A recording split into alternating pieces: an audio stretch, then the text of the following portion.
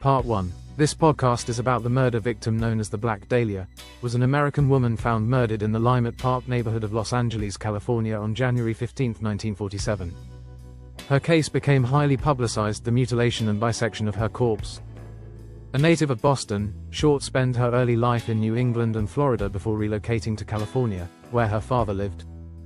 It is commonly held that she was an aspiring actress, though she had no known acting credits or jobs during her time in Los Angeles. Short acquired the nickname of the Black Dahlia posthumously, as newspapers of the period often nicknamed particularly lurid crimes.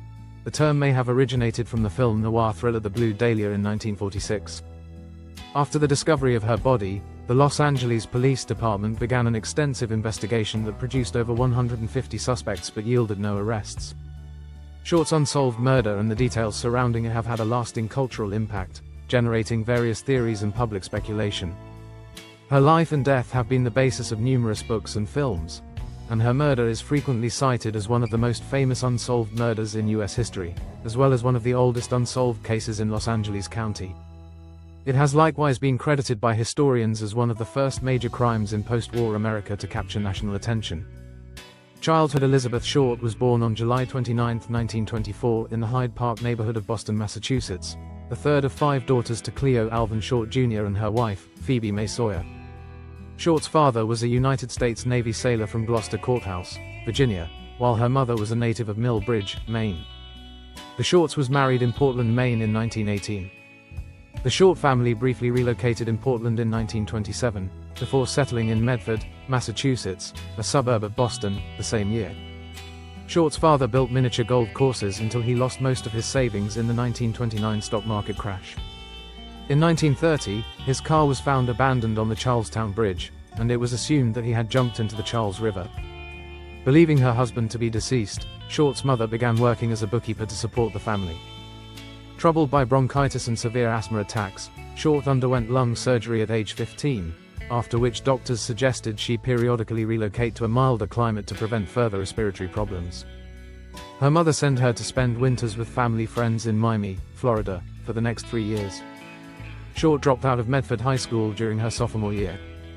Relocation to California in late 1942, Short's mother received a letter of apology from her presumed deceased husband, which revealed that he was in fact alive and had started a new life in California.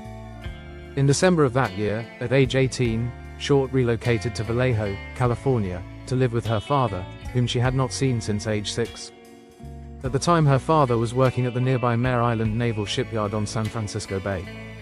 Arguments between Short and her father led to her moving out in January 1943. Short took a job at the base exchange at Camp Cook near Lompoc, California, briefly living with a United States Army Air Force sergeant whom reportedly abused her. She left Lompoc in mid-1943 and moved to Santa Barbara, where she was arrested for drinking at a local bar while underage. Juvenile authorities sent her back to Massachusetts, but she returned to Florida, making only occasional visits to her family near Boston.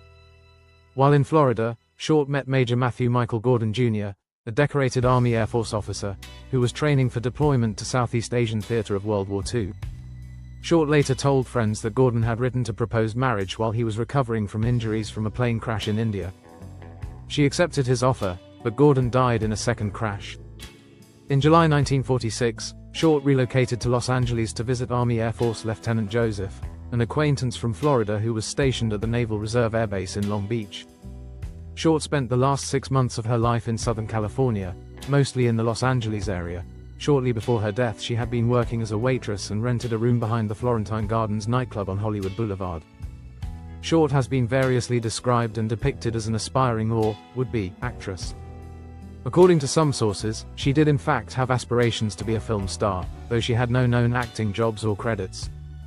Murder on January 9, 1947, Short returned to her home in Los Angeles after a brief trip to San Diego with Rober Manley, a 25-year-old married salesman she had been dating. Manley stated that he dropped Short off at the Biltmore Hotel in downtown Los Angeles, and that Short was to meet one of her sisters, who was visiting from Boston that afternoon. By some accounts, staff of the Biltmore recalled having seen Short using the lobby telephone. Shorts after she was allegedly seen by patrons of the Crown Grill Cocktail Lounge at 754 South Olive Street, approximately 600 meters away from the Biltmore.